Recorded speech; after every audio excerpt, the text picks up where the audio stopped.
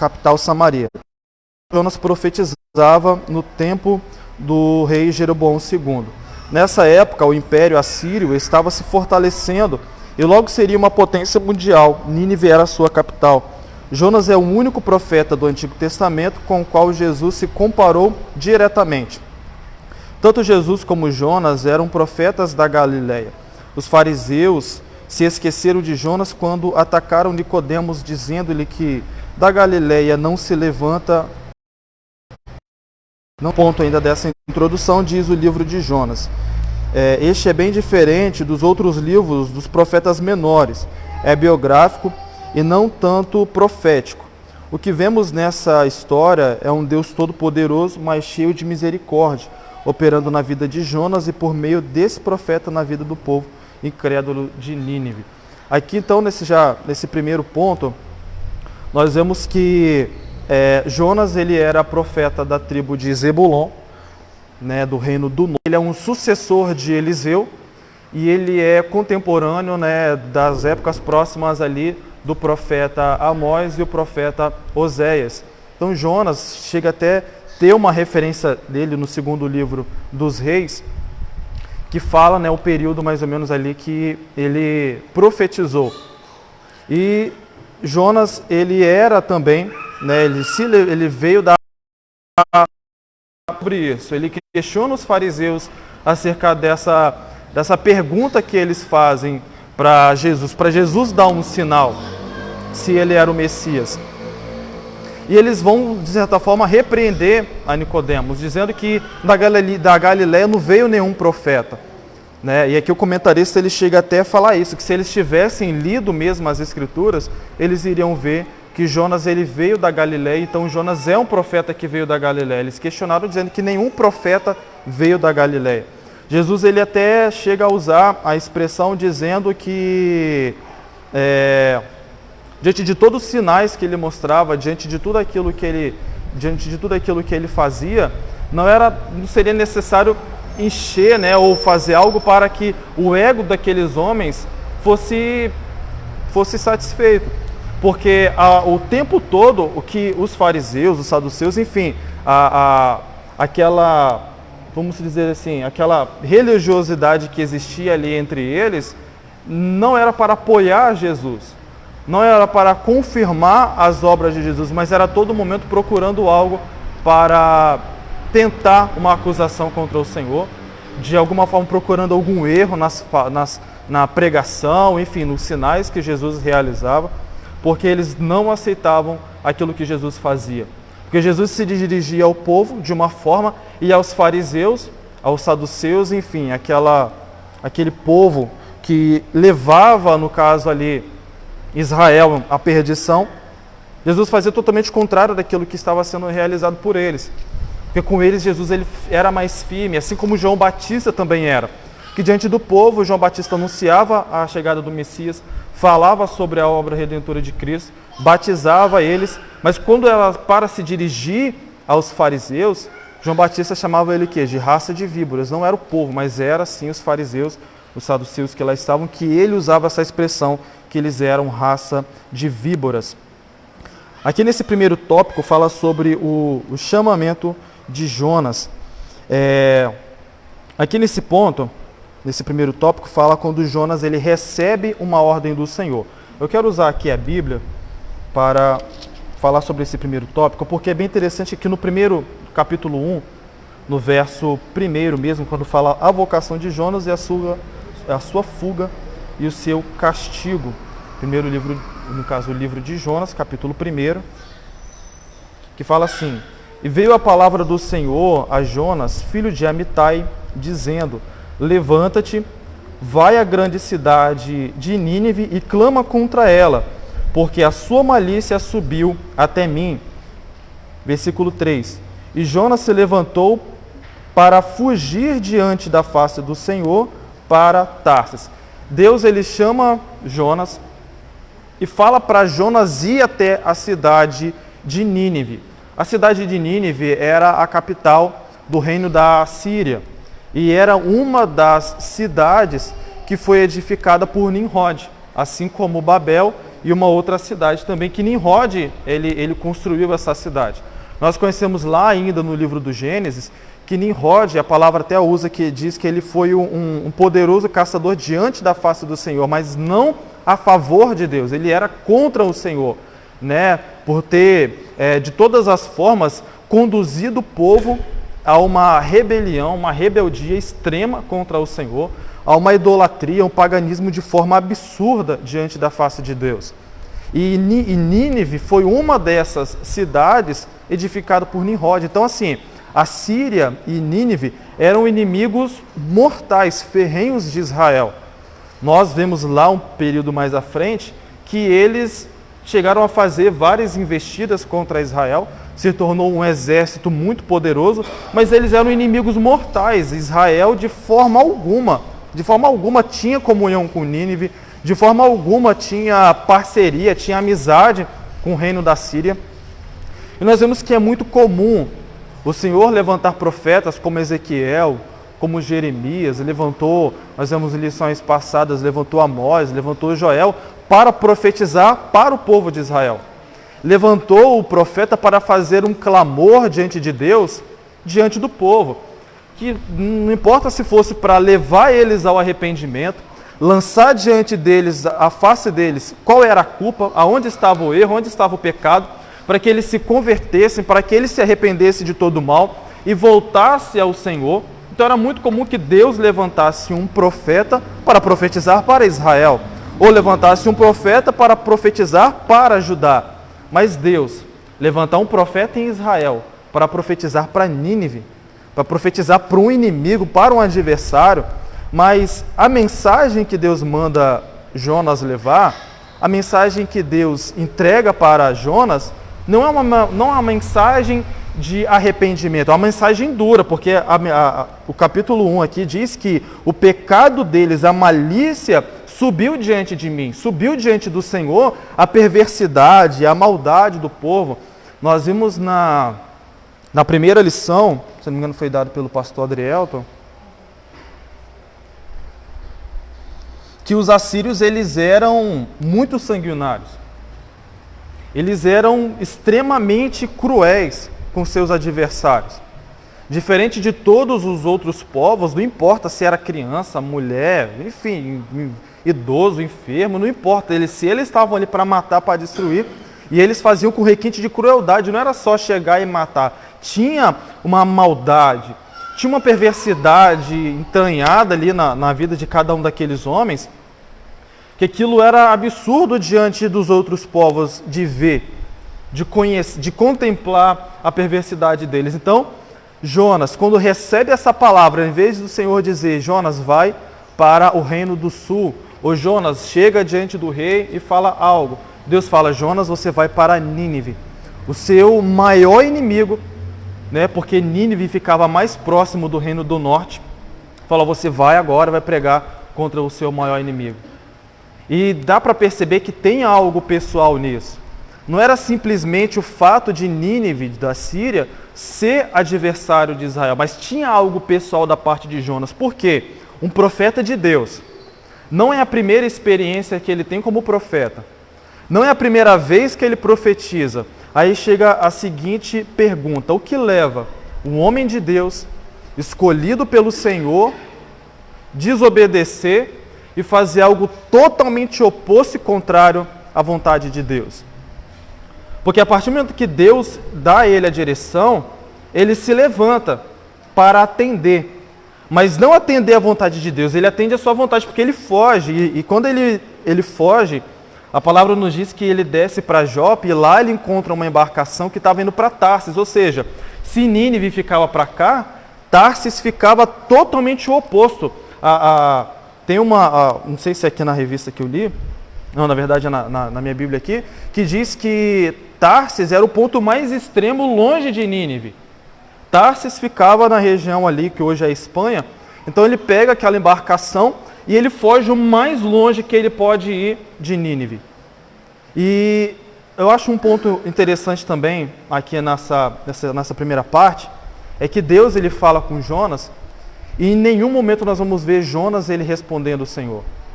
Em nenhum momento ele atende ou ele fala algo diante do chamado de Deus. Ele não questiona, ele não fala, Deus, não faz isso, me manda para outro lugar. Em nenhum momento nós vamos ver ele fazendo isso. É como se você estivesse falando algo com uma pessoa, você faz uma repreensão, você dá uma orientação, a pessoa te dá as costas e vai.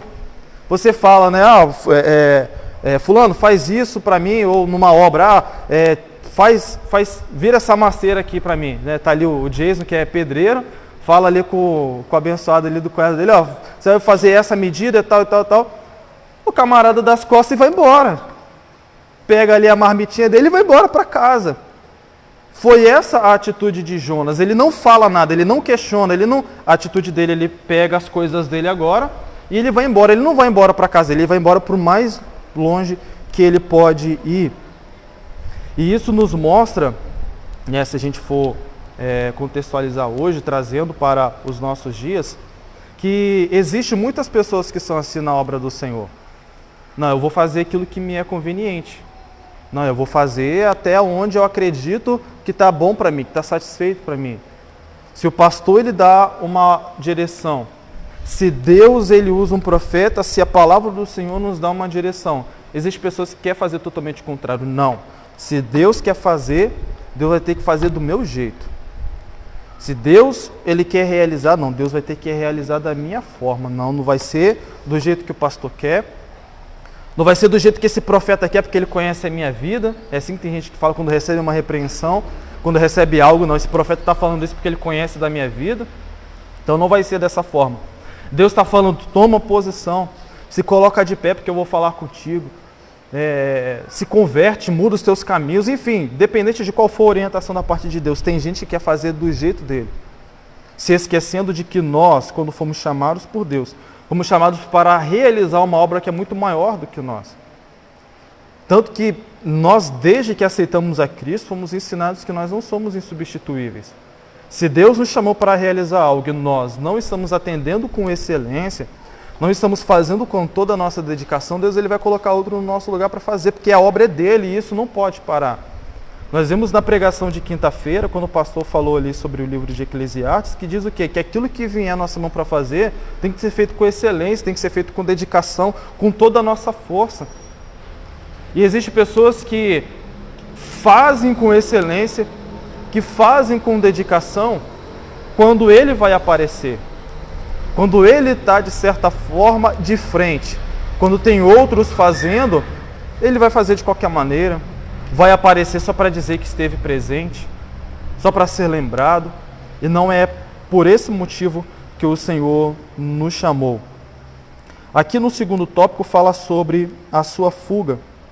E é interessante que aqui nessa primeira parte fala sobre os motivos da fuga dele. Diz que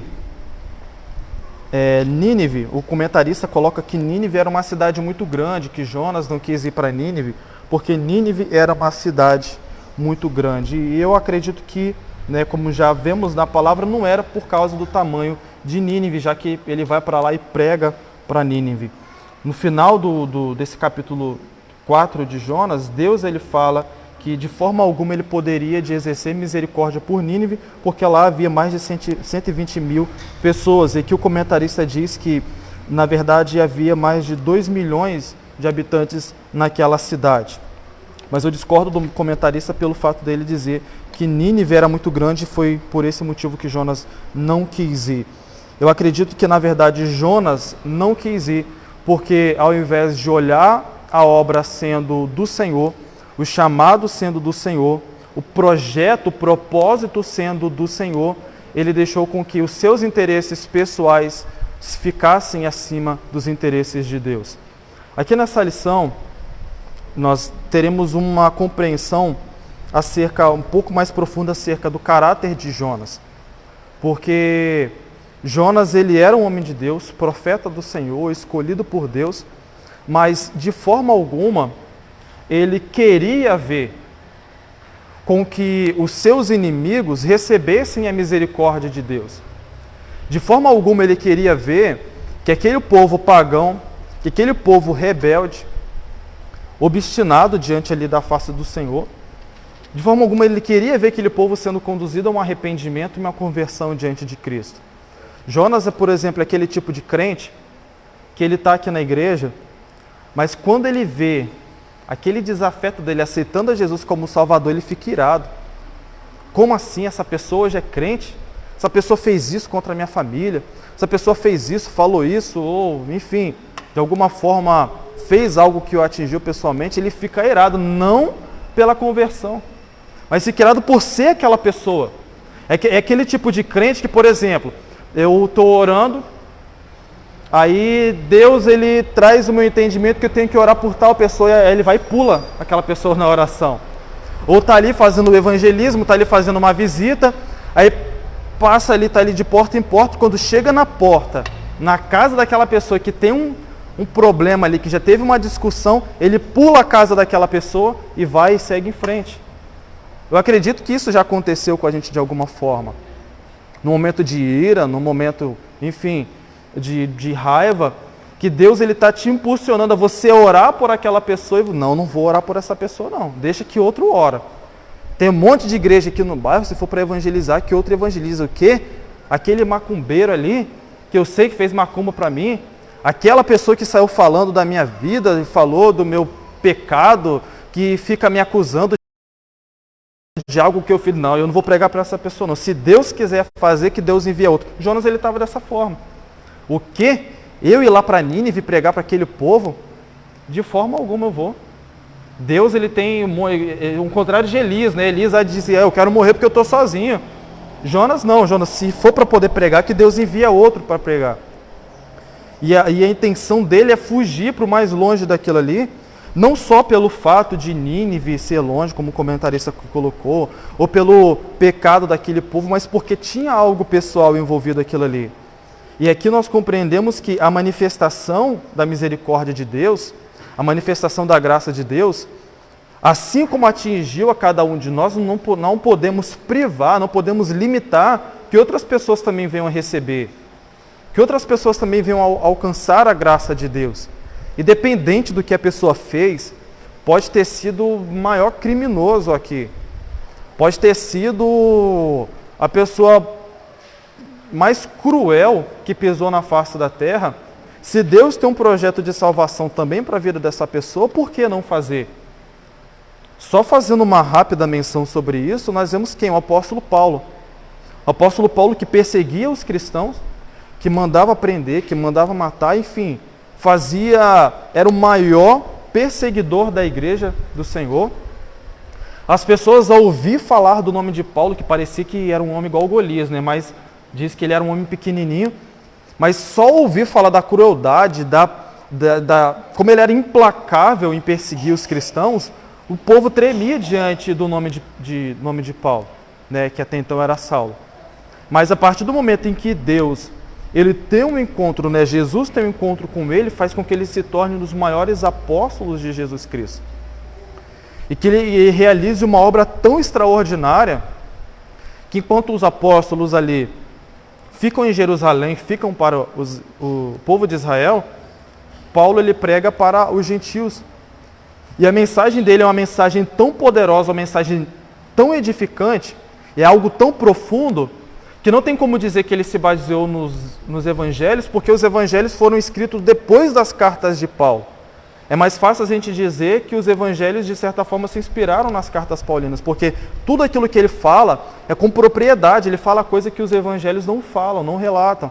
Embora sejam focados mais ali no ministério de Jesus, a vida de Jesus, mas Paulo ele tem profundidade naquilo que ele fala. Então imagine se Paulo não tivesse se convertido.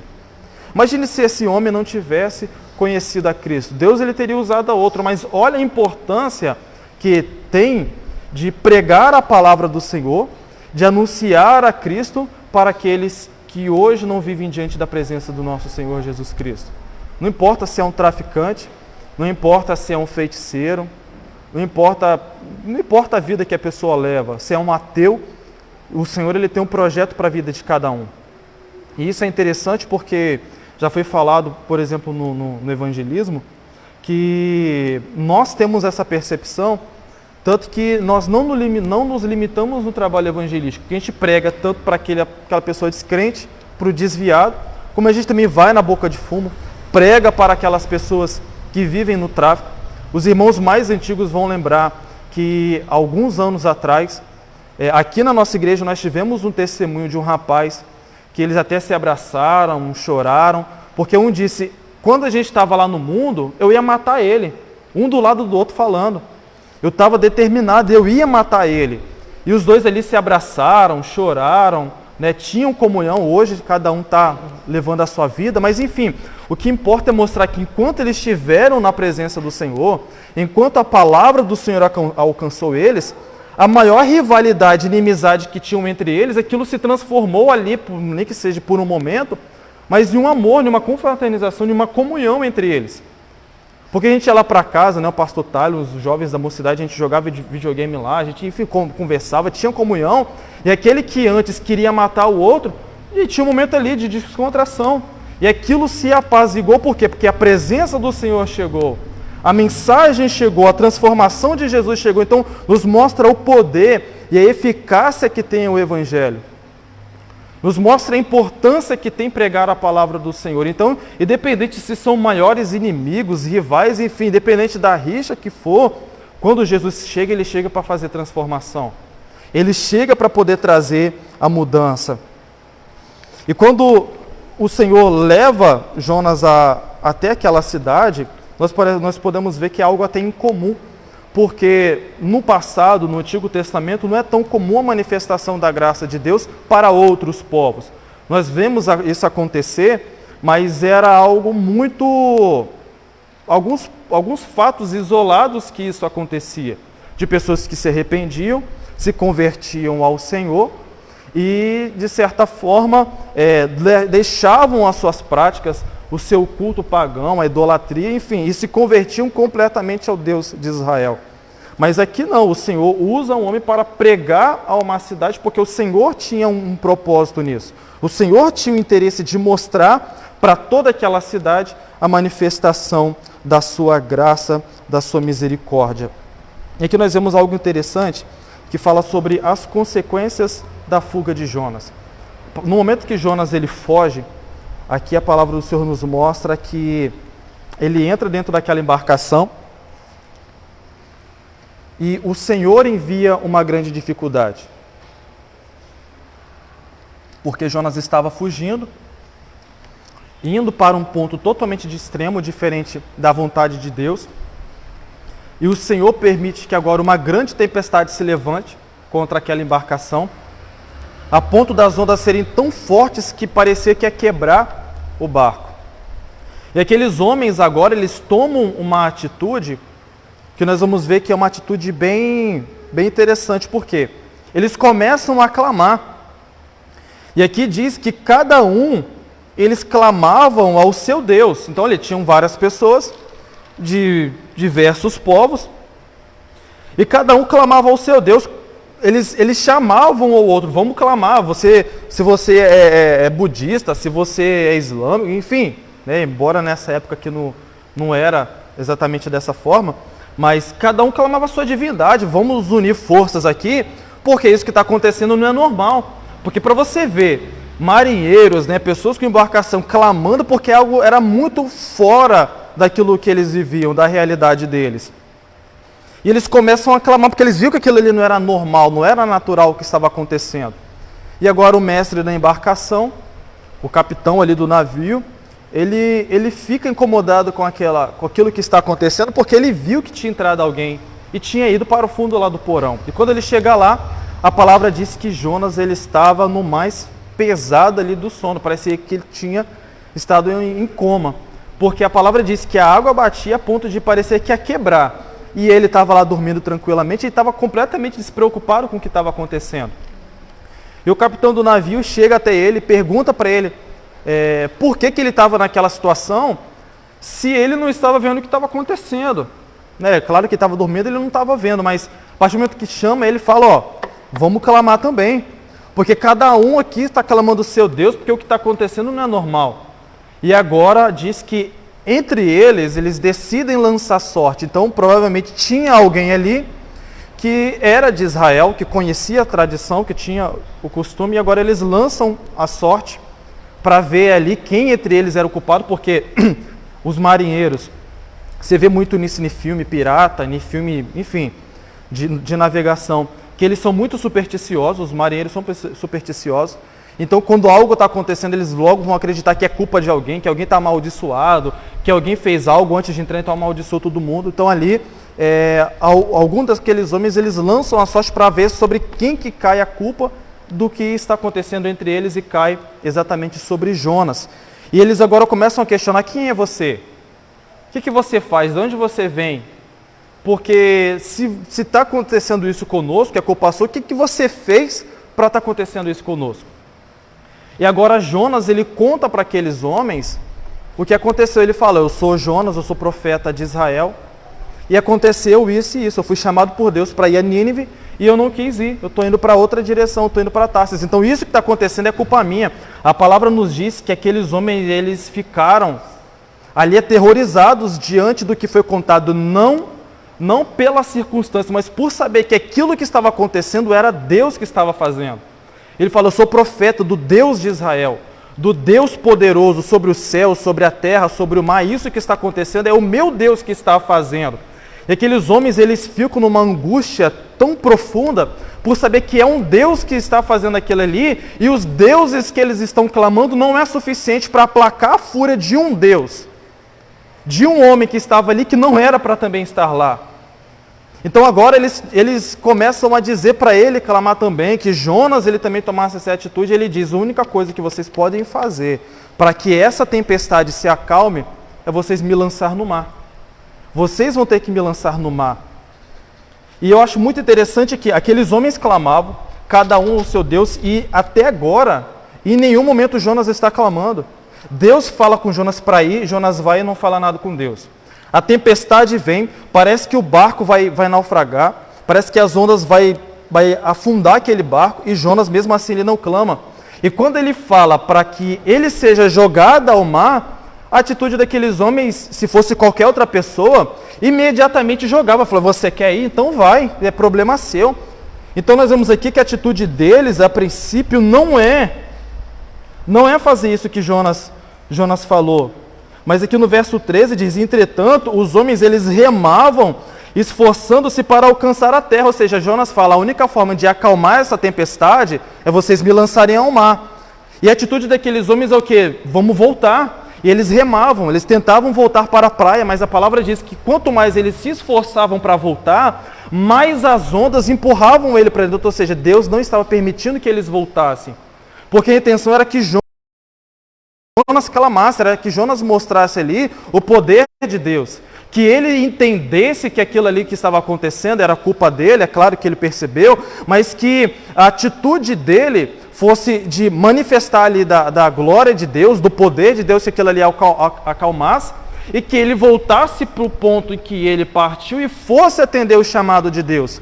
Mas aqui nós vemos que ele preferiu o quê? Ele preferiu morrer do que clamar ao Senhor. Ele preferiu morrer do que fazer aquilo que Deus mandou ele fazer. Ele preferia a morte do que atender à vontade de Deus. E isso é muito forte quando nós compreendemos, porque nos mostra o ponto totalmente contrário de um homem de Deus, um servo do Senhor. Nenhum de nós estamos aqui tão somente porque nós queríamos, enfim, conhecer o Senhor. Mas estamos aqui por um propósito. O Senhor se manifestou a nós, a sua misericórdia, a sua graça nos alcançou. Vimos a transformação, vimos tudo aquilo que o Senhor fez por nós, pela nossa família, pela nossa história. E agora, sendo homens de Deus, sendo mulheres de Deus, escolhidos pelo Senhor, quando Deus quer usar, Deus usa, Deus faz manifesto do seu poder. E agora, diante de um chamado, diante de uma vocação, ele decide desobedecer de forma totalmente contrária à orientação do Senhor. Decide fazer totalmente aquilo que está no seu coração e se esquecendo daquilo que Deus ele colocou diante de cada um de nós para nos fazer. Mostrando para nós, como a igreja do Senhor, que assim como disse Jesus, que a árvore que não produz frutos bons, essa árvore ela é cortada, ela é lançada fora. A questão não é frutificar.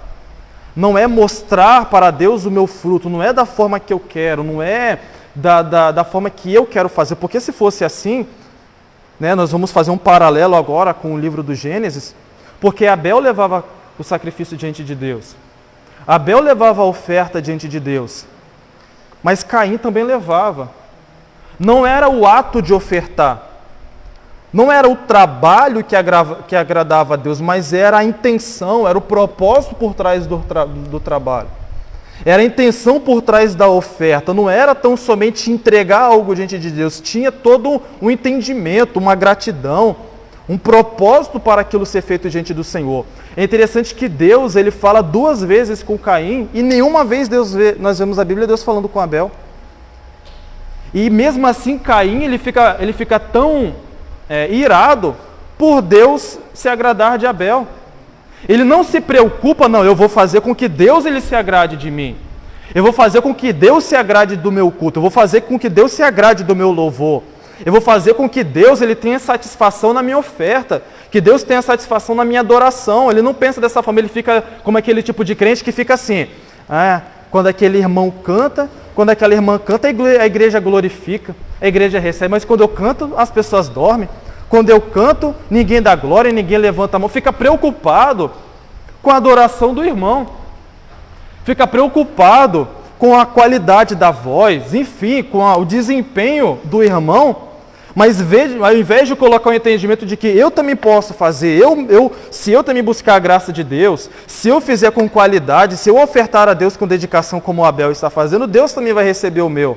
Só que nós vemos Deus falando 2 vezes com Caim, e mesmo assim ele se preocupava mais com a adoração do seu irmão, ele se preocupava mais com a forma que Deus se agradava do seu irmão, do que se preocupar realmente em agradar a Deus.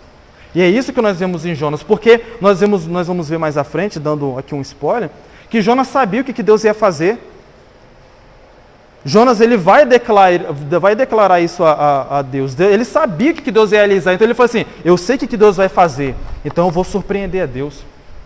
Eu sei que se Deus me enviar lá, eu sei o que Ele vai realizar, porque Ele é Deus, Ele é poderoso, Ele é longânimo, misericordioso, então não vai ser dessa vez não, Deus. Eu vou para outro lugar, nem que eu morra, porque o que Ele fala? Me lança no mar, porque eu prefiro a morte do que isso acontecer. E eu acho tão interessante que aqueles homens, eles lançam Jonas ao mar, só que antes de lançar ao mar, eles falam, Deus, a gente vai lançar esse homem ao mar, mas não recaia sobre nós o sangue dele.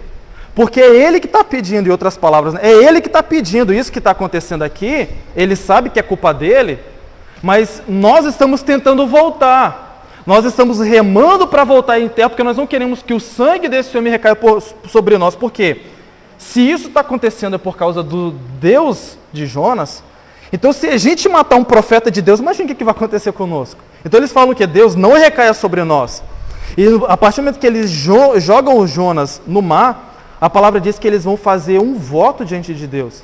E eles vão prestar sacrifício. Eu só imagino homens de outros deuses, homens que tinham outra cultura, que tinham, enfim, idolatravam outros deuses, né? Ou, enfim, eram pagãos, né? Porque no caso de idolatria, quem serve é o Deus verdadeiro, mas eles eram pagãos, serviam a falsos deuses, mas diante daquela circunstância, eles chegam até a se converter a Deus.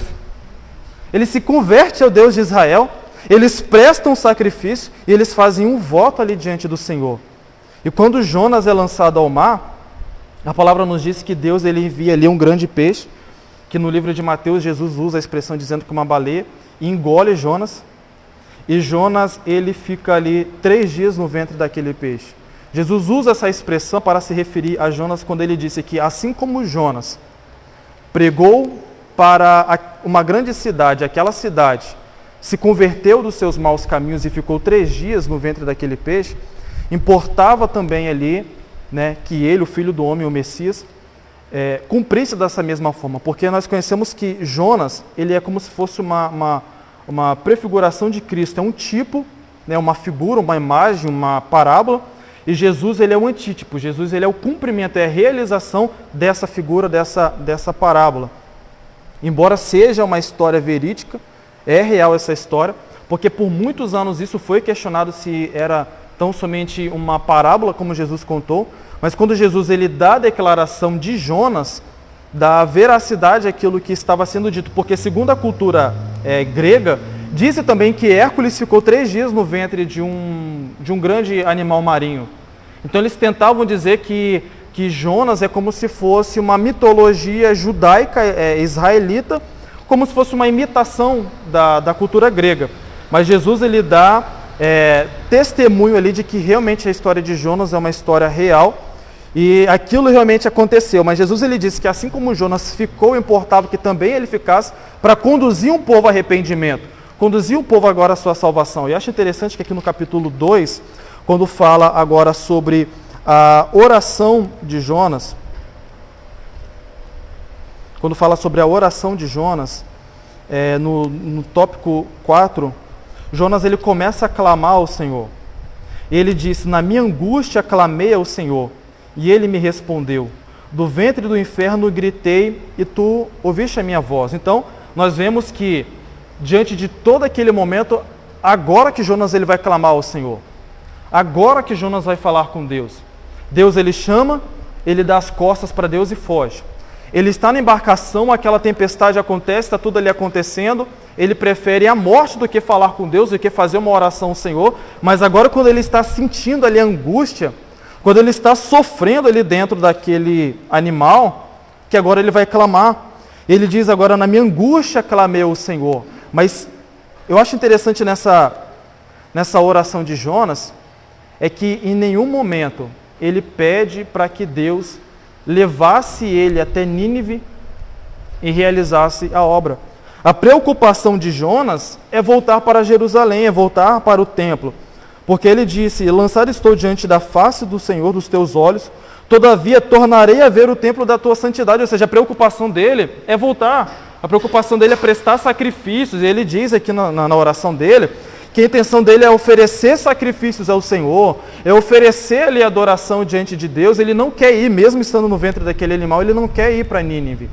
Mas ele se arrepende daquilo que ele fez, da atitude que ele teve diante do Senhor, porque a preocupação dele é que ele venha fugir dos olhos de Deus, que os olhos do Senhor não estejam mais sobre ele, que o Senhor não tenha mais misericórdia da vida dele.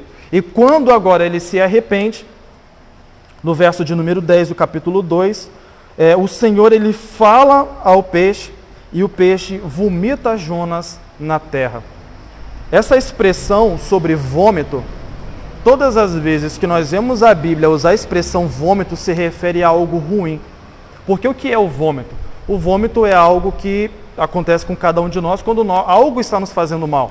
Quando a pessoa vai ali, come, sei lá, uma maionese estragada, vai o quê? Vai vomitar. Ou come demais, ou enfim, comeu algo, ingeriu algo, que aquilo não cai bem, aquilo de certa forma vai nos fazer mal, isso vai ser vomitado. E Jesus ele usa essa expressão, o Senhor ele usa essa expressão, de que o morno ele vai vomitar da sua boca. Então o vômito ele refere-se a algo ruim. Então Jonas ele estava fazendo mal para aquele peixe. A atitude, no caso de Jonas, enfim, tudo aquilo que aconteceu ali, levou com que uma atitude do Senhor fosse o quê? Que aquele peixe tragasse ele, levasse ele até a praia e ele fosse vomitado ali na terra, para que agora atendesse o chamado de Deus. Essa atitude foi um repúdio da parte de Deus a uma atitude que ele teve. Mas é claro que com o seu arrependimento, com o entendimento de que até ali onde ele estava foi manifestação da graça de Deus, foi manifestação do livramento da parte do Senhor, porque nenhuma pessoa, nenhum ser humano sobreviveria nem sequer um dia, quanto mais 3 dias ali dentro daquele animal. Eu acredito que não sobreviveria horas, né? Seria questão de minutos pela falta de oxigênio, enfim, por todas aquelas circunstâncias, mas ele é levado até aquele lugar e ele recebe a orientação pela segunda vez, no capítulo 3, no verso 1 e o verso de número 2, o Senhor fala com ele: agora você vai, e você vai pregar o que eu mandei você pregar. E Jonas ele vai. E quando ele começa a pregar, olha só a pregação de Jonas. É a pregação mais curta que a gente vê na Bíblia. Ele dizia assim: ainda 40 dias e Nínive será subvertida. Ou seja, daqui a 40 dias, Nínive, vocês serão destruídos. E foi embora. né? Aqui diz que era uma caminhada, né, de mais de um dia para poder percorrer aquela cidade. Então vamos dizer assim, que ele passava dizendo: ei, Nínive, daqui a 40 dias vocês vão morrer, hein? Daqui a 40 dias vocês serão destruídos. E ele ia embora. Chegavam no outro ponto da cidade, Nínive, daqui a 40 dias vocês serão destruídos. E ia embora até completar toda aquela cidade. E ele completando ali essa pregação, essa mensagem, dizendo: Nínive, daqui a 40 dias vocês serão destruídos pelo Senhor. E agora qual é a atitude de Jonas? Diferente dos outros profetas, ele não deixa um conselho, ele não deixa uma orientação dizendo: Nínive, daqui a 40 dias vocês serão destruídos, porque qualquer outro pregador, qualquer outro profeta, enfim, quando a gente chega aqui e traz uma mensagem de repreensão, é normal que na mensagem a gente também oriente o crente aquilo que ele deve fazer. Ó, se você continuar nessa prática, Deus vai te destruir. Se você continuar nesses seus caminhos, Deus ele vai permitir que a morte chegue na sua vida, na sua família, mas, entretanto, todavia, se você se arrepender, Deus ele pode mudar a história da sua família. Se você se arrepender, se você se converter, se você mudar os seus caminhos, Deus pode te transformar, porque essa é a mensagem que a gente também leva no evangelismo. Dizendo para o traficante: ó, se você continuar na vida que você está vivendo, ou você vai ser morto, ou os teus próprios inimigos, ou os seus amigos irão te matar, irão te destruir. Que foi o que aconteceu, né, recentemente aqui na nossa comunidade, um jovem que morreu dessa forma. Que nós pregamos para ele a palavra, nós mostramos para ele que aquilo que ele estava fazendo iria levar ele à morte, era mais certo que ele morresse do que fosse preso, e ele preferiu viver da forma que ele estava e realmente morreu pelas mãos ali até então dos seus próprios amigos. Então é normal que quando se leva a mensagem, também dê uma orientação de algo que pode ser feito. É claro que tem as suas exceções, da mesma forma que o profeta chegou e falou, acho que o rei Ezequias, né? Disse: ó, você vai morrer, e também foi embora. Mas enfim, existem algumas exceções. Normalmente, vamos dizer assim, que normalmente a prática é essa: você levar uma palavra de Deus, enfim, se é para a morte, mas também deixar uma orientação, falar: ó, Deus ele vai te destruir se você continuar dessa forma. O que vai te restar é a morte. Você vai morrer, você vai para o inferno se você continuar vivendo desses seus caminhos aí. Mas, se você se arrepender, se você voltar aos caminhos do Senhor, Jesus pode mudar a história da sua vida. Mas Jonas não. Jonas diz: ó, vocês vão morrer, vocês estão tudo lascado e eu estou partindo. E a palavra é essa mesmo, porque ele vai para o monte, ele sobe ao oriente, ele fica do alto do monte porque ele quer ver de camarote o que vai acontecer. Ele fala: ó, Deus vai destruir, então eu vou ficar aqui porque eu quero ver essa destruição de Deus. Deus falou que vai destruir, mas no fundo, lá no fundo ele sabia que Deus não faria dessa forma. Porque mesmo ele não deixando uma orientação, os homens daquela cidade temeram diante dessa palavra, porque eles conheciam o Deus de Israel. Eles conheciam a fama, eles conheciam a autoridade dos profetas de Deus. Eles sabiam da grandeza do Senhor e daquilo que Deus ele poderia fazer. E se Deus falou que ia destruir, Deus realmente poderia destruir. E ainda mais se tinha um tempo determinado. Então os homens daquela cidade chegam e contam ao seu rei aquilo que estava acontecendo, aquilo que foi dito. E o rei agora ele toma uma atitude totalmente inesperada.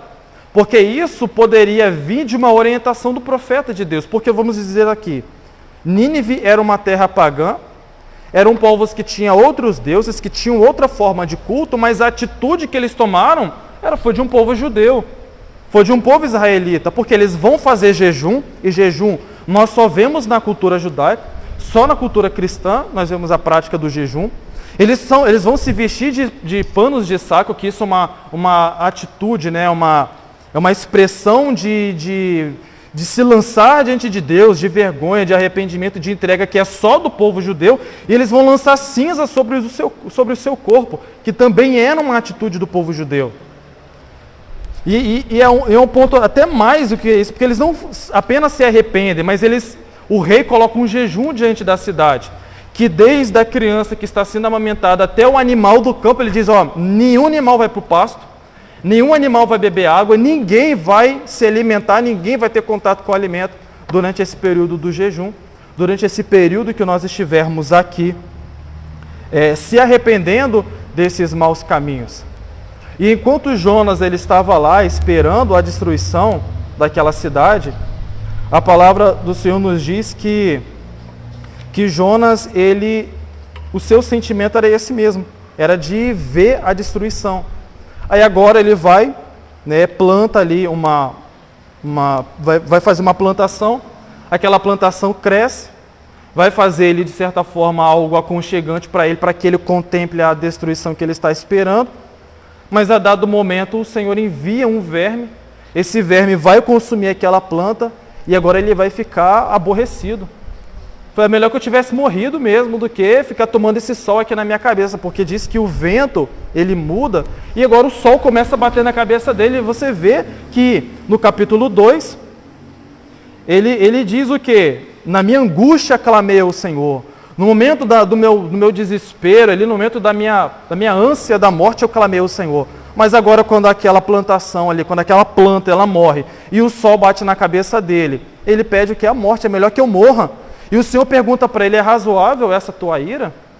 E é engraçado que essa mesma pergunta o Senhor fez para Caim. É razoável essa tua ira? Ou seja, tem razão para você estar irado dessa forma? Qual o motivo para você estar aborrecido desse jeito? Qual o motivo para que você permita que essa ira consuma e contamine seu coração dessa forma? E trazendo para nós, é isso que muitas das vezes acontece. De pessoas que ficam ali, não, era para mim estar fazendo isso. Era para que eu fizesse dessa forma. E fica irado por não ser ele ser escolhido para fazer. Não era para o pastor ter me colocado para cantar no grupo de louvor. Era para o pastor ter me colocado para poder pregar. Era para o pastor ter me colocado... Enfim, ele quer que Deus se submeta à sua vontade. Quando ele vê alguém fazendo, ele não se alegra pelo trabalho do teu irmão, mas ele fica irado. A pessoa fica ao ponto de querer morrer do que ver o outro fazendo. Prefere a morte do que ver Deus exercitando misericórdia sobre a vida daquelas pessoas. E nós vemos que aqui no capítulo 3, né, o Senhor ele perdoa a transgressão de Nínive. O Senhor manifesta da misericórdia, da graça sobre aquela cidade. E no capítulo 4 diz que Jonas ele vai ficar, usa até a expressão, ele desgostou-se Jonas extremamente disso, né, do arrependimento daquela cidade, do perdão de Deus, e ficou totalmente, no caso, ressentido com Deus. Ele novamente vai querer morrer. Ele novamente declara diante de Deus que ele queria morrer. E Deus, pela segunda vez, pergunta a Jonas, Jonas, é razoável? Tem razão, tem propósito essa tua ira? Porque você fica irado porque aquela planta morreu? Você fica irado porque o arrependimento, porque a salvação veio sobre essa cidade?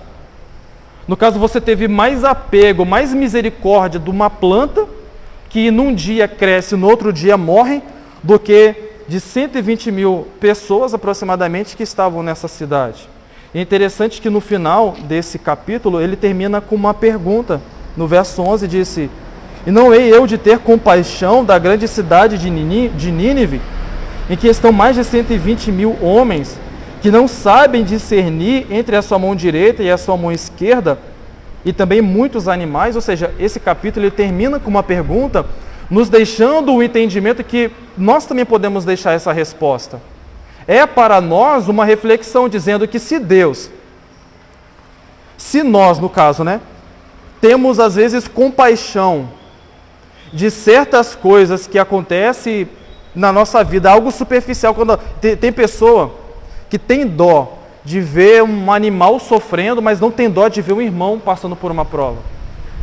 Tem gente que tem dó de ver um animal ali na rua, atropelado, pega, leva para casa, dá alimento, dá medicação, mas às vezes tem um irmão na igreja precisando de uma cesta básica, às vezes tem alguém precisando de algo e ele é incapaz de manifestar uma misericórdia, quanto mais a um inimigo, um desafeto, quanto mais aquela pessoa que teve ali um desentendimento. Aqui na igreja, por exemplo, teve um culto desse de domingo, que o pastor ele trouxe uma mensagem dizendo: se existe alguém que precisa pedir perdão ao seu irmão, que precisa se consertar entre irmãos, não está falando nem para você ir lá na rua, para aquelas pessoas, enfim, que você teve, mas aqui, ó, entre irmãos, que compartilha o pão, que compartilha o cálice, que compartilha da comunhão com Cristo Jesus.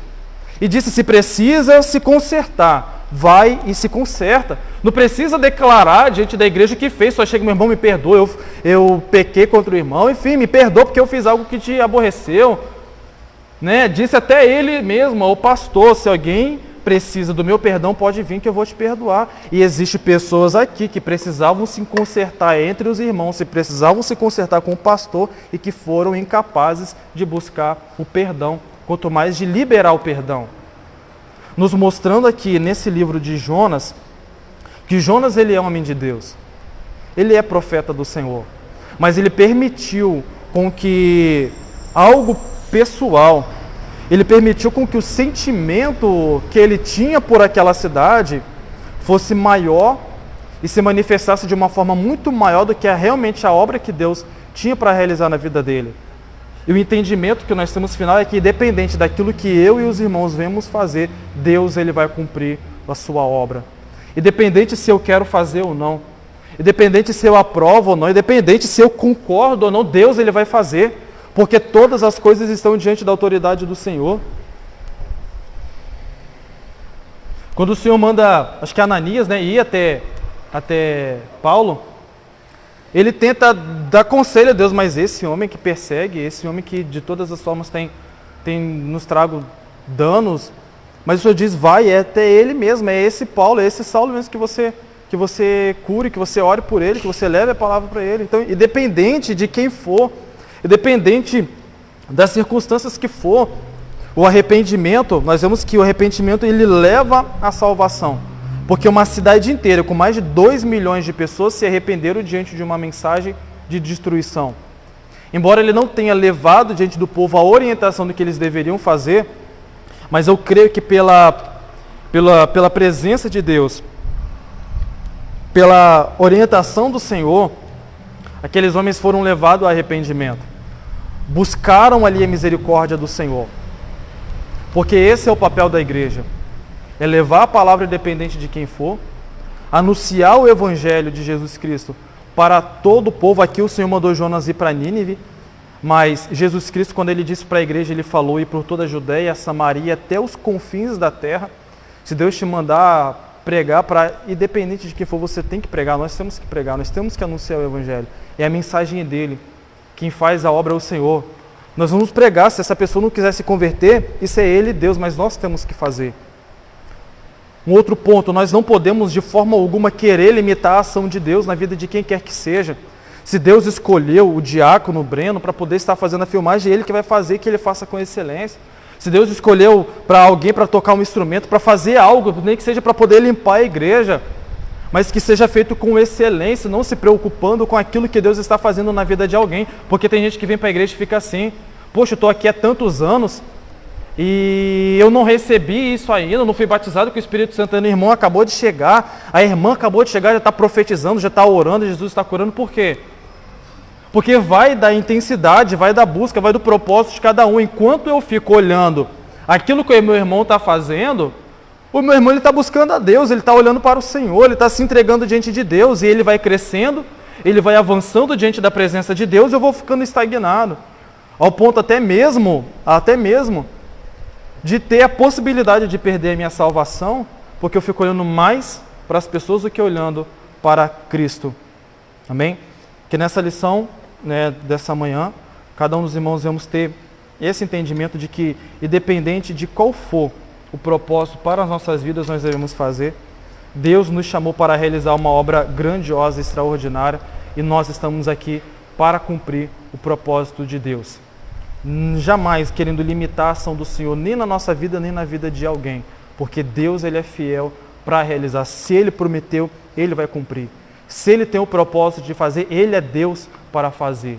Não importa se o costume do passado era que amarás o teu amigo, o teu irmão, e odiarás o teu inimigo. Essa era a lei de Moisés. Mas Jesus, quando Ele vem, ele disse, o novo mandamento agora vos dou, que você vai amar o teu inimigo e você vai interceder por ele. Você vai orar pelo teu inimigo. Jesus, ele muda isso que estava tão envolvido no coração dele, que não permitia que eles contemplassem a manifestação da graça de Deus.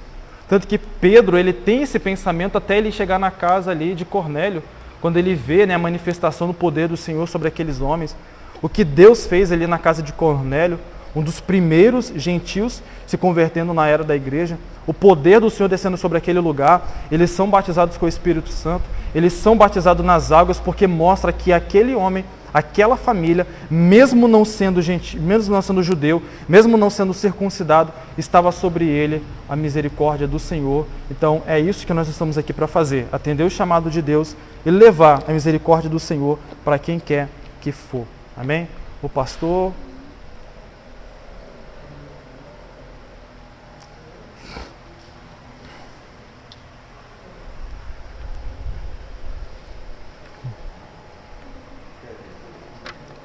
Tá nem aí, tá com o pastor, já era.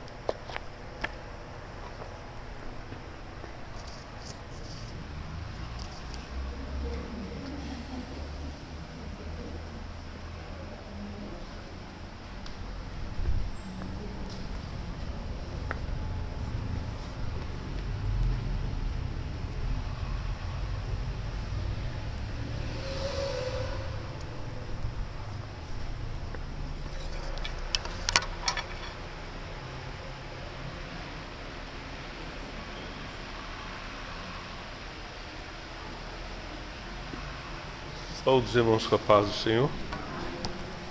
Nesta lição a gente tem pouca coisa para falar, porque o professor de fato se dedicou e pontuou todos os tópicos da lição.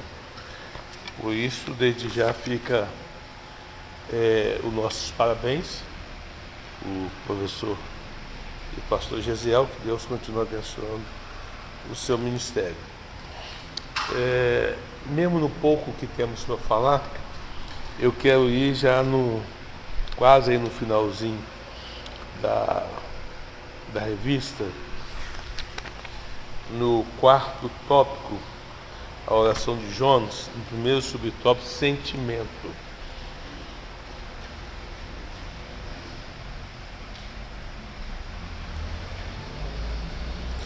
Vamos lá.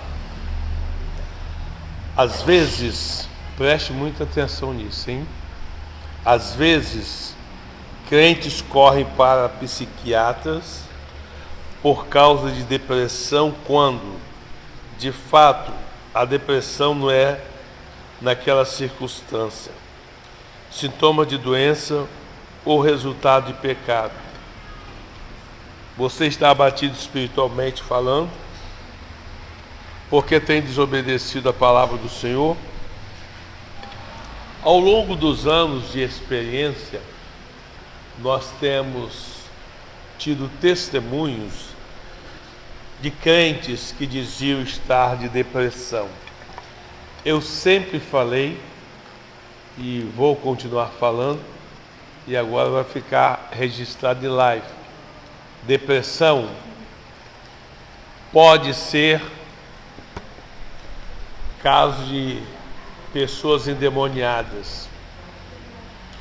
Aqui na igreja nós já tivemos problema com determinada pessoa, em que a família alega que esta pessoa estava deprimida e tem depressão, e nós afirmamos que essa pessoa tem demônio e está endemoniada. Mas o que faz o crente ficar endemoniado? Ou o que faz o crente ficar com depressão, né? À luz do entendimento da família, a gente saber que é demônio. Simplesmente desobediência à palavra de Deus. Mas muitos anos mesmo nós temos tratado de situações dessa natureza. As pessoas tomarem medicamento controlado, as pessoas virem, mestre, está tentando suicídio. Gente, pelo amor de Deus. Eu estou deprimido, eu estou tentando suicídio. Será que é depressão mesmo? O diabo veio para roubar, matar e destruir. E se a pessoa tenta tirar a sua própria vida, essa pessoa está deprimida ou está endemoniada? Tem uma diferença muito grande, né? Esse negócio de depressão, meus irmãos, eu vou ser sincero para vocês, é coisa para descrente. Depressão não é doença para crente, não. Não tem como quem vive em comunhão com o Senhor Não tem como quem tem uma vida de oração ter depressão, não existe isso. O que é a depressão? É um estado pelo qual a pessoa está tão abatida e destruída que prefere tirar a sua própria vida do que vencer os obstáculos e as provações que tem por aí. Calma aí. Se nós olharmos à luz das Escrituras Sagradas, nós vamos ver primeiro, haveria alguma coisa difícil ao Senhor? Então o Deus que nós servimos é um Deus capaz de resolver qualquer problema em nossas vidas. Nós temos ensinado, e às vezes até muitos ensinadores não vivem aquilo que ensinam. As palavras do Senhor é pedir, pedir e dar-se-vos-á. Ou seja, Jesus está garantindo que aquele que tem uma vida de oração vai ter resposta, vai ter sucesso. Então a pessoa às vezes aceita Jesus e tem uma cura interior e não é curada disso aí. O tempo vai passando, as pessoas que precisam de cura interior, essas pessoas vão se sentir deprimidas mesmo. Mas o que produz uma cura interior na vida da pessoa? É um pecado lá atrás mesmo, um pecado que não foi perdoado, um acerto que não foi feito. Então você sempre se sente culpado daquele pecado lá atrás. Caramba, conversa com o Senhor. O Senhor marcou para nós algumas espécies de orações que são fundamentais para isso. Entra no teu quarto, fecha a tua porta e ora a teu Pai que está em oculto e vai te recompensar publicamente. As pessoas precisam falar isso para Jesus. Jesus, eu estou assim, eu sinto até vontade de morrer, eu sem desejo de tirar minha própria vida. Pronto, vai conseguir a libertação disso aí. Quando não, passa para outra pessoa também, e claro, não é para qualquer pessoa que você vai passar, né? Passa para uma pessoa, servo de Deus, serva do Senhor, uma pessoa que tem unção de Deus na vida, para essa pessoa poder interceder a Deus por você e você vai ser liberto.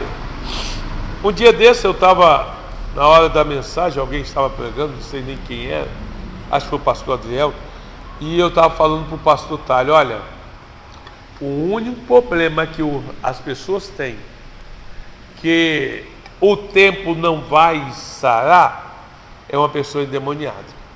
Que a pessoa pode ter dor de cabeça, ou com medicamento, ou sem medicamento, com oração, ou sem oração, um tempo o seu organismo vai criar defesa para isso, e essa dor de cabeça vai passar, certo? Uma dor no braço, na perna, igual a irmã que quer dar paulado na perna, enfim, um momento essas coisas vão passar, mas a pessoa que é endemoniada, se alguém não expulsar esse demônio dela, o demônio vai ficar a vida inteira na vida daquela pessoa, claro, não vai sair, porque demônio só sai com oração mesmo. Demônio não é questão de tempo, vai passando, que aí o seu organismo vai regenerando e vai expulsá-lo. Não existe isso não. Então quando nós falamos em cura interior, é alguém que lá atrás cometeu determinado pecado, ficou endemoniado e nunca foi liberto deste demônio. Aí vira e mexe, o demônio quer matar a pessoa mesmo. Aí o que acontece? Leva o psiquiatra. Aí os caras vão lá, dá remédio, tarja preta, isso, aquilo. Gente, quem entende disso não é o médico psiquiatra, não. Quem entende disso são homens e mulheres de oração. Quem entende disso são pessoas que estão dedicadas na obra do Senhor e sabem diferenciar essas coisas aí.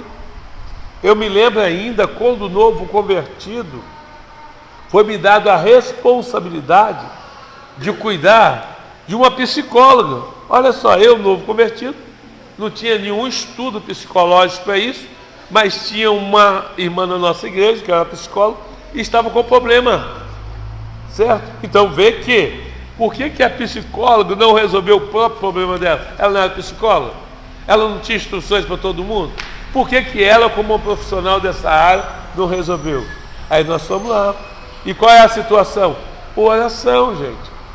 Oração. Então aqui nós temos determinada pessoa aqui na igreja que eu tenho convicção absoluta que é uma pessoa endemoniada. Eu estou esperando o momento em que Deus faça a obra no meio de todo mundo, para que a família passe vergonha e pare de criticar a igreja quando foi orar para que a pessoa fosse liberta.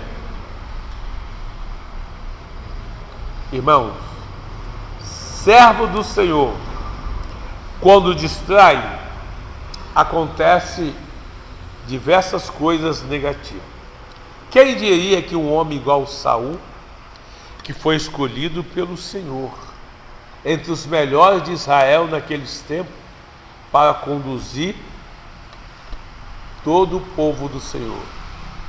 No dia que ele foi ungido, teve festa, profetizou, aconteceu tantas coisas agradáveis, e no final termina dentro do Santo Espírito. Saul também era deprimido?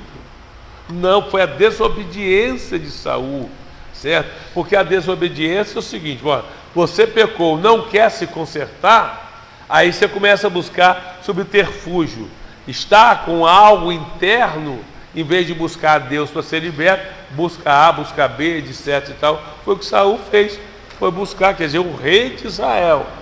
Existia uma lei, um decreto de Israel, que toda pitonisa, que toda feiticeira deveria ser morta. Então ele disfarça como um homem comum e vai no terreiro de candomblé buscar uma feiticeira para se consultar.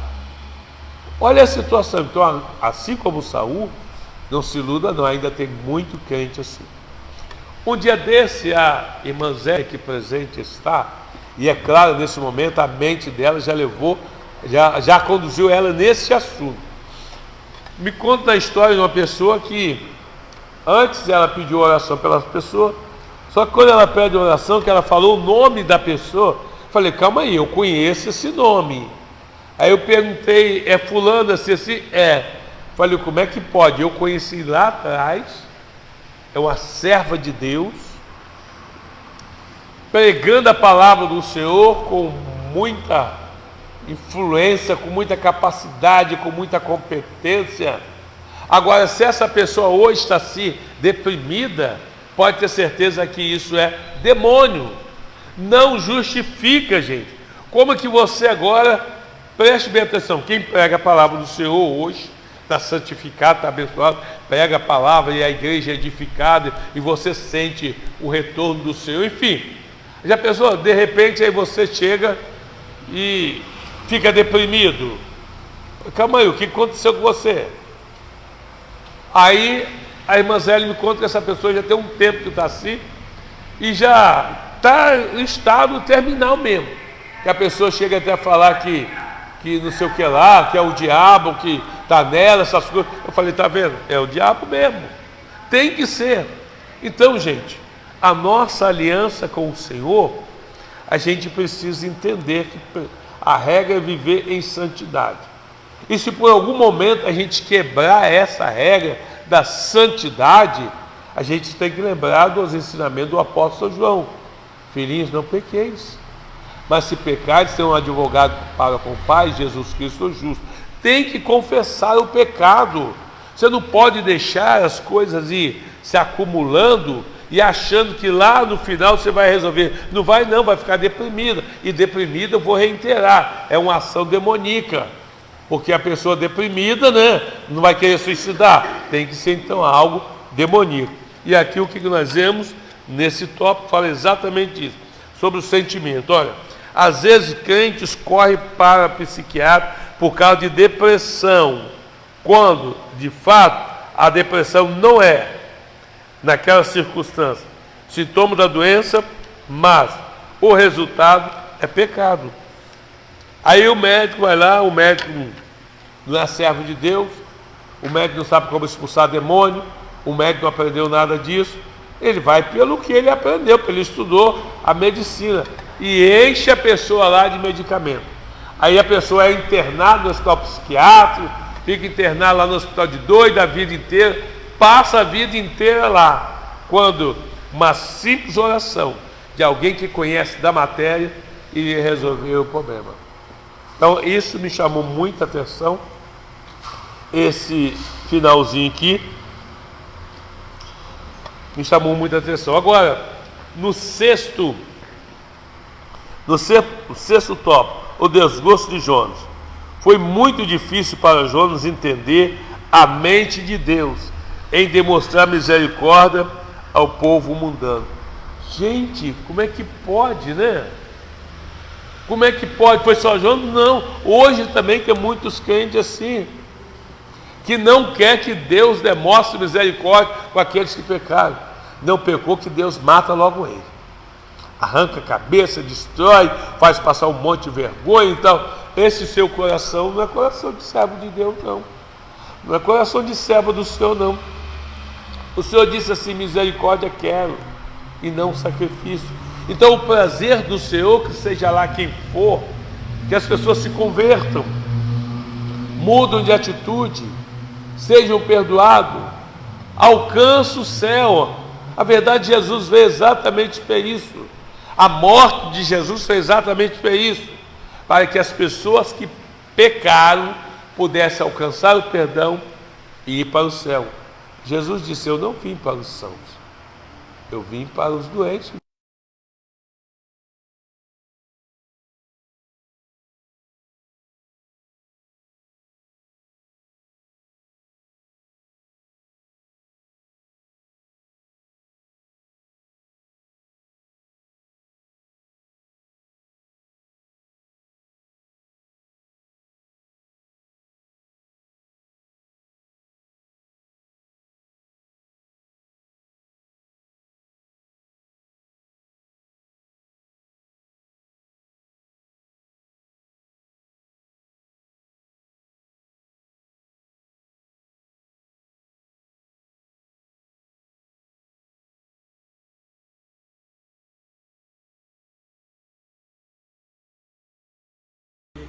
A mais fácil, mas também a que mais identifica a igreja com o que nós estamos de fato precisando.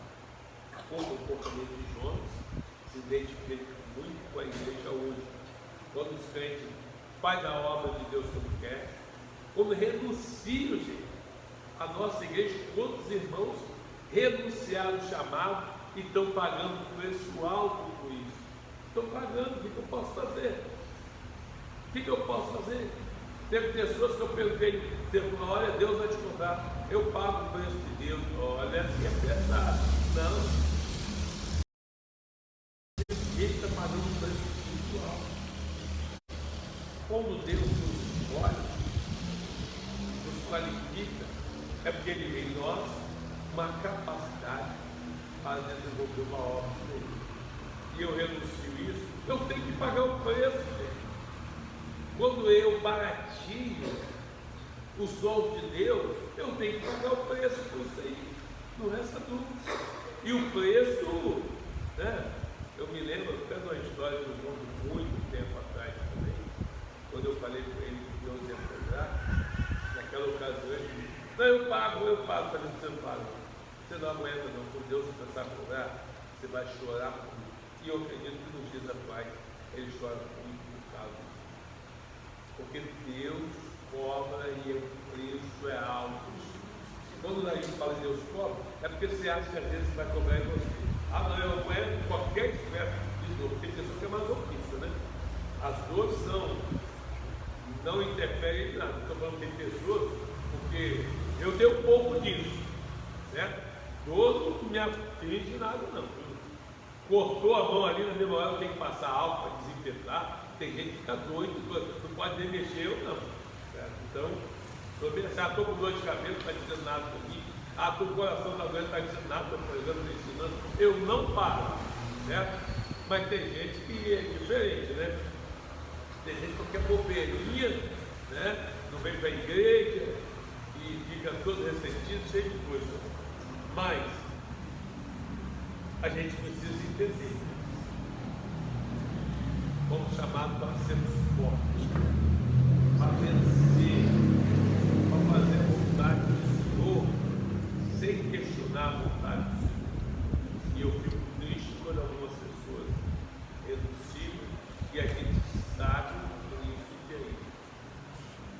Bíblia diz que, como é que chama o irmão de Jacó?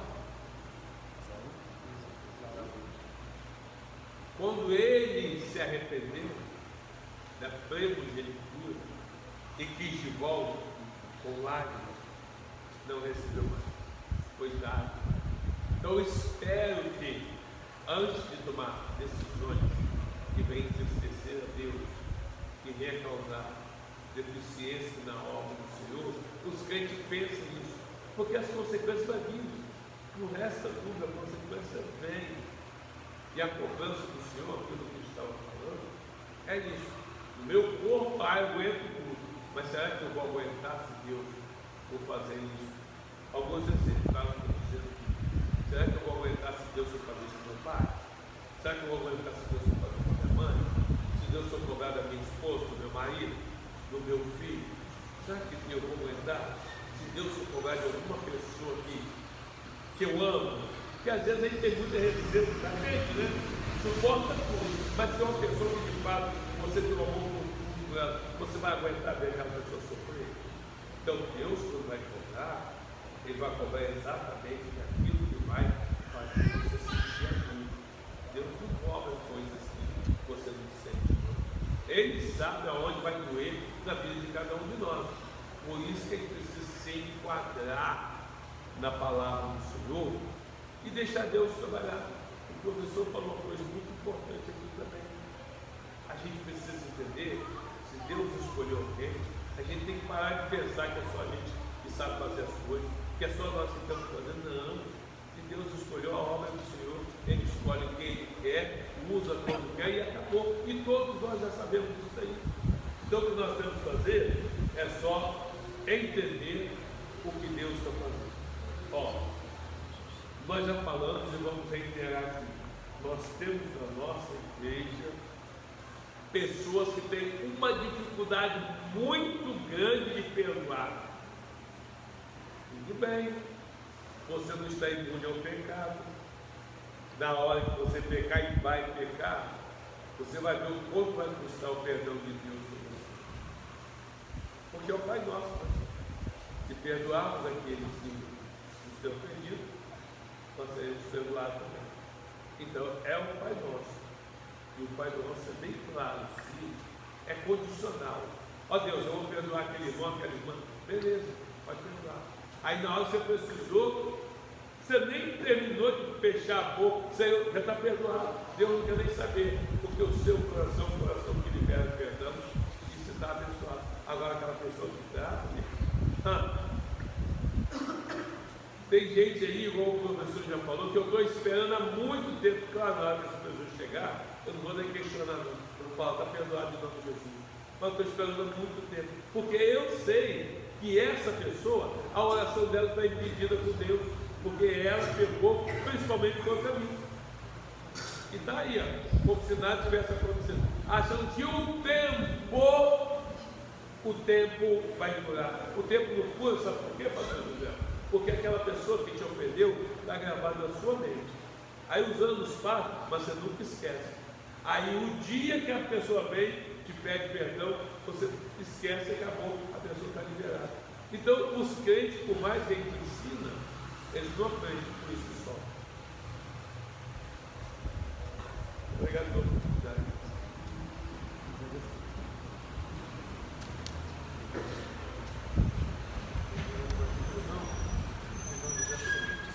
Deus é longânimo para convosco, não querendo que nenhum pereça, senão que todos cheguem ao arrependimento. Esse é o nosso desejo também, com certeza é, porque nós temos a mente do Cristo nosso, compreendemos que é dessa forma que Deus ele trabalha. Onde estou neste momento, no centro da vontade de Deus, ou na fuga para a vida de tristeza. É algo que cada um deve refletir e que em momento se encontra diante do chamado, da vocação do Senhor, espero que Deus tenha colocado na sua vida. Deus está interessado também na salvação do povo da minha cidade. Estou fugindo da ordem do Senhor, como Jonas, e a resposta é que a nossa igreja é uma grande referência aqui na nossa comunidade, principalmente nesse trabalho de evangelismo. Então, essa ação ela se encaixa muito bem na vida de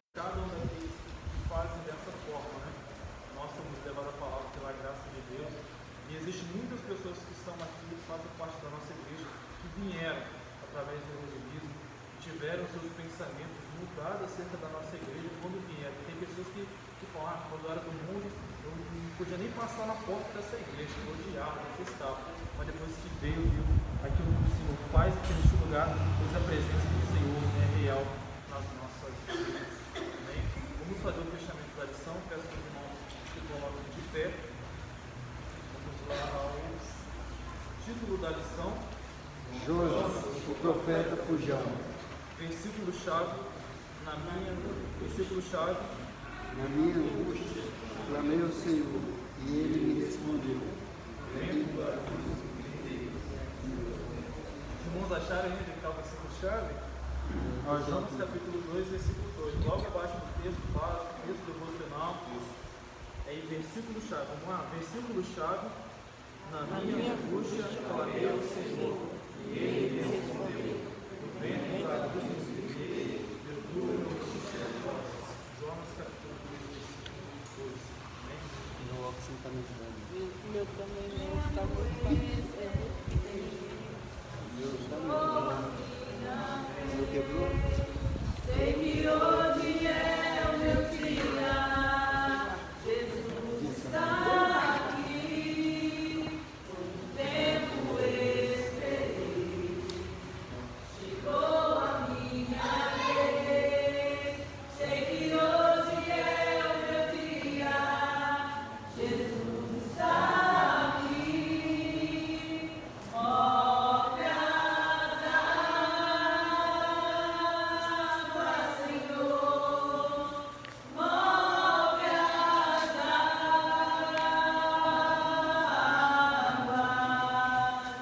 Vou mergulhar, vou restaurar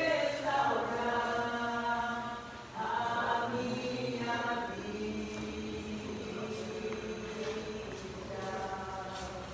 Move as águas, Senhor. Move as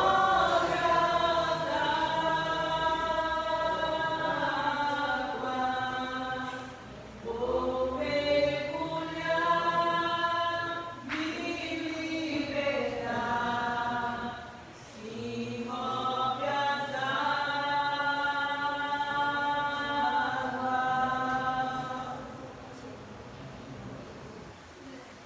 Deus agradeceu a oportunidade mais essa bela lição de lição e a cada um dos irmãos participantes da Escola Comunitária dos Adultos. Vocês são os incentivos para que os professores se dediquem para ter lições iguais a vocês. Muito obrigado, professores. Vamos no dia seguinte.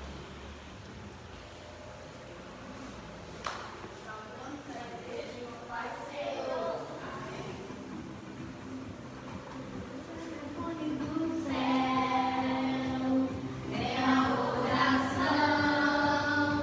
O telefone do céu é o joelho no chão. Diz que uma vez falou, ou duas ou três.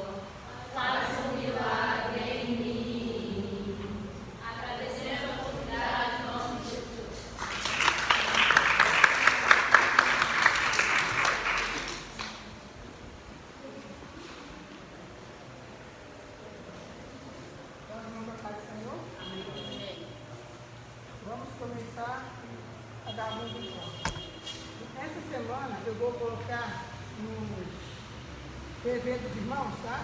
O Pix da Cooperadora Antônia, para que os irmãos vão nos ajudar com o auxílio, com lanche da confraternização, né? Do curso que os irmãos fazem dia 26, né? Da palestra.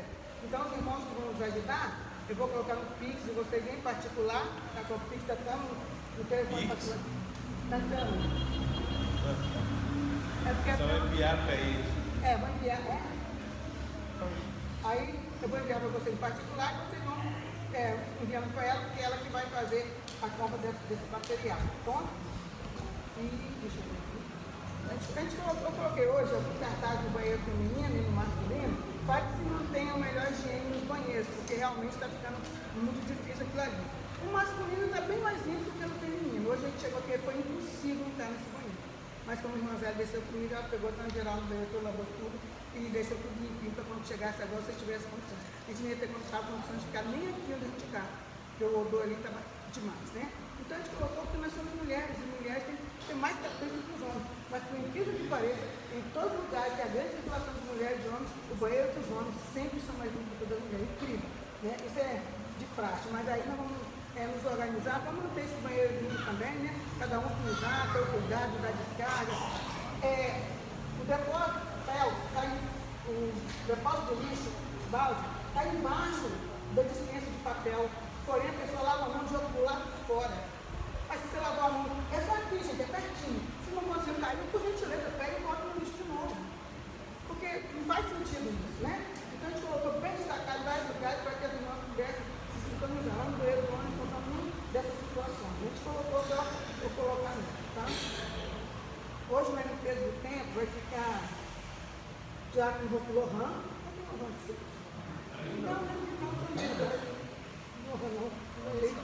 Breno e Gesiel.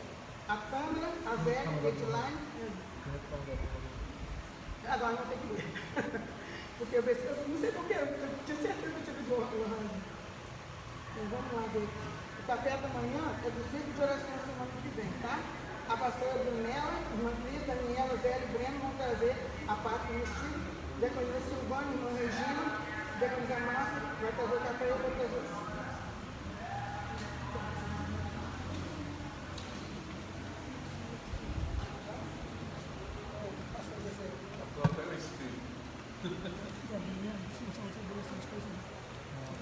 Salve, irmãos, a paz do Senhor. Amém.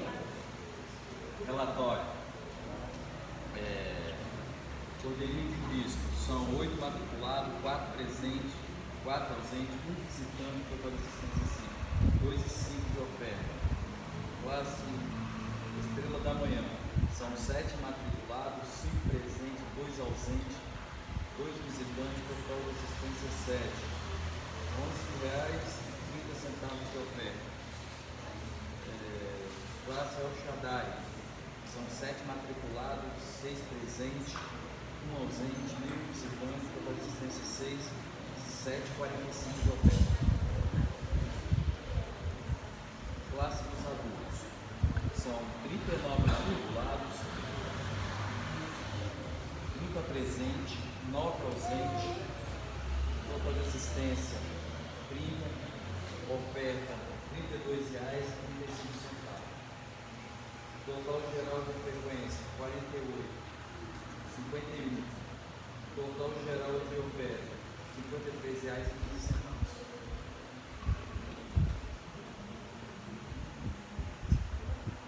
Os irmãos, às 15 horas, os trabalhos de manter da igreja. Às 9 horas, mais uma vez, está disponível para exaltar o glorificar o nome do Senhor. Bem, vamos colocar de pé e seguida que o pastor Tálio pode vir para a repete a restauração.